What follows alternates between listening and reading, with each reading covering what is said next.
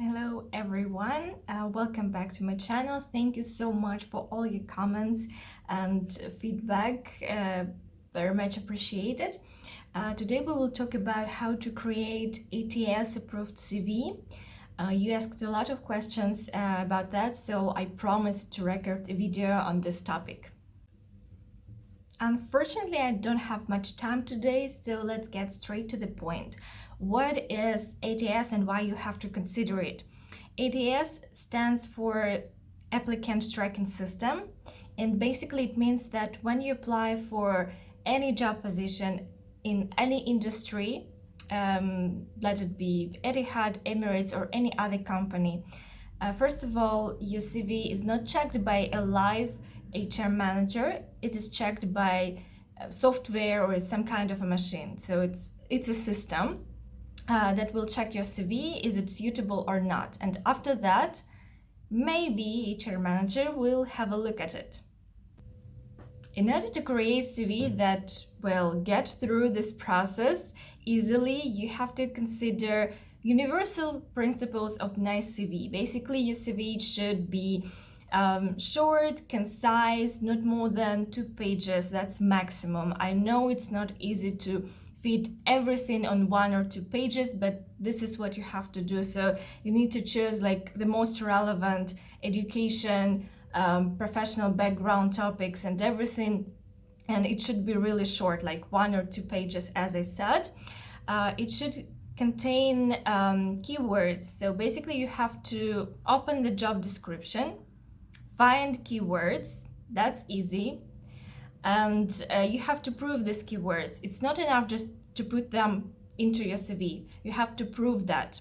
You have to explain. If it says like accountable, you have to explain what does it mean to you and how come you are accountable. In the upper side of your CV, it is really good to have your professional summary, just 3 or 4 sentences why you are the best candidate, why you have to get the opportunity to go on the interview, and some interesting facts about your professional background, about your interests. It should be really short and sweet. Of course, when you're talking about your professional background, in the career section or whatever you name it, you have to put action verbs. First of all, you don't have to talk about like what you did. It's obviously you went to work and you worked. You have to provide examples, you have to provide your achievements, numbers, facts, figures, percentage, like you increased sales, you, I don't know, by 15% or anything like that, because anyone can talk about, okay, I worked in this company, I did and that. Like, it's not, it doesn't sound solid, it doesn't sound relevant, so you have to prove yourself. Also, your CV should contain photo. This is more like aviation specific, cabin crew specific, because I know that there are like 2 schools of thought in CV world, let's say. So one type of people, they think that actually it's not professional to include your photo in your CV because it can lead to some kind of discrimination or whatever. And another school of thought think that actually it's really relevant, it is what you have to do, and if you want to apply for a cabin crew position, this is no question. Also, my tip for you will be to include branded colors. It does not mean that you tailor your CV for every single vacancy you apply for. You tailor your CV for every single company. For example, if you apply to Wizz Air, please use Wizz Air colors. You can easily Google it and find the color code for that, and it's not that hard to include 1 or 2 colors in your CV. It will look really beautiful, professional, and I won't recommend you to use templates that you can find online, because I think CV should be a bit more personal, and you need to show the effort. Of course, here I'm talking about ATS and how to get through this, but still after ATS, HR manager will look at your CV. And of course you can use Word, you can use, I don't know, any simple file, and but I think it will look just too simple, too blank, no personality, just my opinion.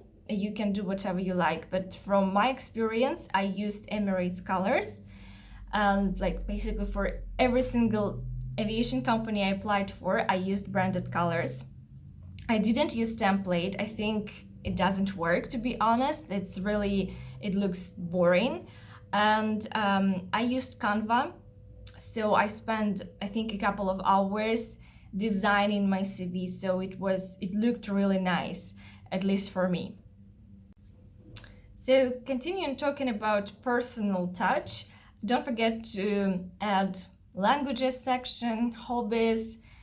Of course, if you have enough space, but I managed to do that, and I don't regret, because I think that's quite important, especially for a cabin crew position, to show that you know just not only your native language and English, but maybe you know some other languages. And here are some tips that I will give you.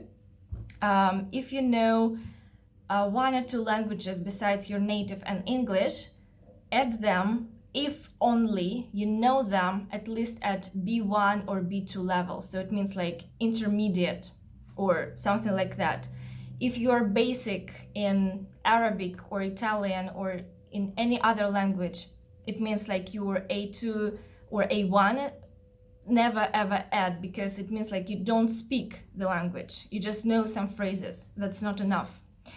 And of course, never ever lie on your CV, because it is really easy to check. Either it be about your education, about your professional background. Don't add anything you cannot prove. That's my point. So that was universal principles, and if we are talking about aviation specific principles, it is really good idea to add your like physical characteristics, like your weight, height, maybe some physical abilities, sports hobbies. Like if you swim well, it is really important for cabin crew position. You have to swim sometimes. Also, if you have any customer service related experience, that is really good and very much appreciated by HR manager. And what else? If you have any interests or professional background in aviation, this, of course, it's obviously really good to add there. So I think that's it. And as I remember, when you just start the application process, it seems that CV is the most important part. That's crucial, but this is just the beginning of the process. It will be really long, it takes time, but show your effort.